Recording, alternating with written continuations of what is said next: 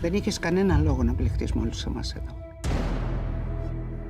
Έγινε ένας φόνος και δουλειά μου είναι να βρω ποιος τον έκανε. No, I can't forget this evening. Oh, your faces you were leaving. But I guess that's just the way the story goes. Δεν ξέρω αν κάνουμε καλά που είμαστε εδώ.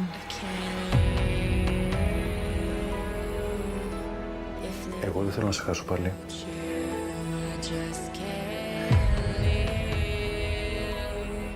Σου υπόσχομαι ότι δεν πρόκειται να πέσει τίποτα πάνω σου.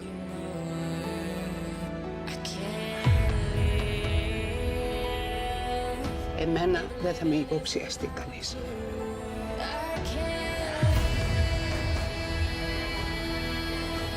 Σκότωσα άνθρωπο, ρε, ξέρεις τι είναι αυτό.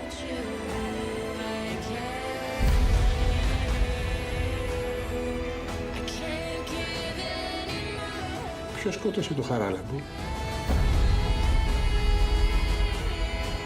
Ο Αντώνης.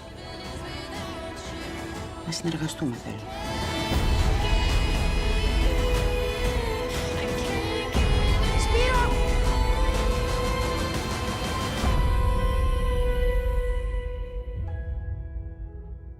Η μουσική είναι, ήταν και θα είναι το φάρμακο στην οσιρότητα των εποχών.